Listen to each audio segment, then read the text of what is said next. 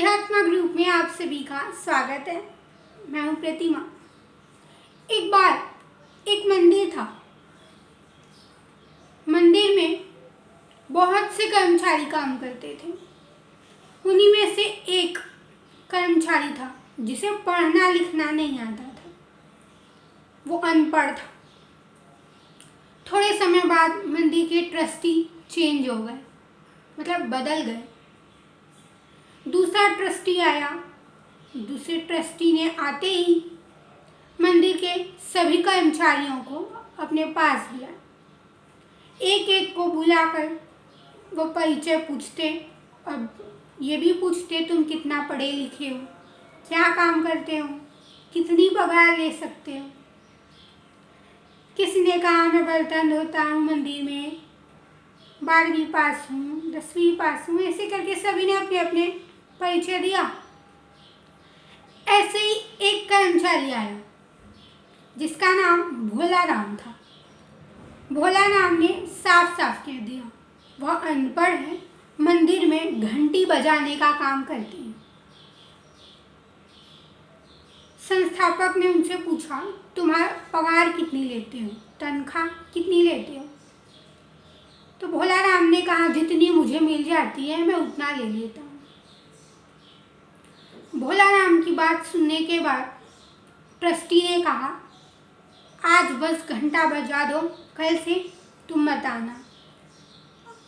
अब हम मंदिर में सब कुछ बदलाव करेंगे, इसलिए तुम्हें नौकरी से निकाल देते हैं। भोला राम ने पूछा मुझे नौकरी से निकालने की वजह।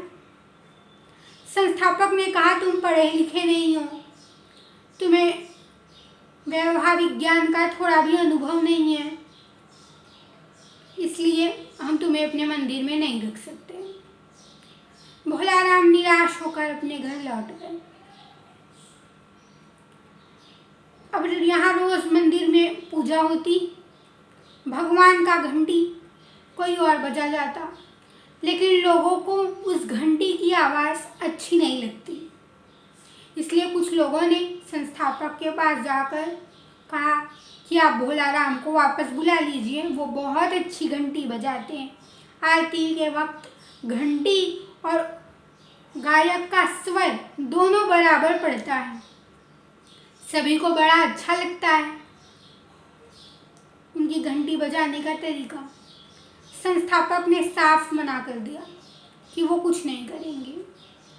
लोग खुद भोला राम के घर गए और कहा भाई भोला राम चलो मंदिर में घंटी बजा जाया करो, तुम्हारे बिना मंदिर की आरती सुनी लगती है, भजन कीर्तन नहीं हो पाता मंदिर में। भोला राम ने कहा मैं चलने को तो तैयार हूँ, पर मेरे पास कोई काम नहीं है, मैं मंदिर जाकर क्या करूँगा। भोला राम की बात सुनकर वहाँ पर कुछ लोग बैठे थे। सभी लोगों ने तय किया कि भोला राम को नीचे मंदिर पे ही एक पूजा घर, मतलब पूजा का सामान की दुकान खोल देंगे। भोला राम सारा दिन वहाँ व्यवसाय करे, उसके बाद रोज घंटी बजा जाया करे। बात तय हो गई। थोड़े दिन में लोगों ने भोला राम के लिए एक छोटी सी दुकान खोल दी। भोला राम भी खुशी खुशी सारा दिन व्यापार करते और जैसे ही आरती का समय होता भोला राम सीधा जाकर घंटी बजाने लगते। प्रतिदिन का नियम था। थोड़े दिन बाद भोला राम को व्यवसाय में मुनाफा हुआ। देखते ही देखते भोला राम का जीवन बदल गया।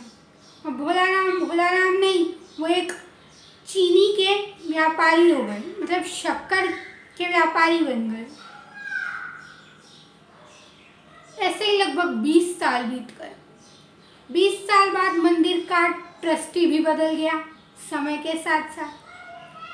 पर अब पता चला मंदिर के निर्माण पुनः करवाने के लिए कुछ दान चाहिए था।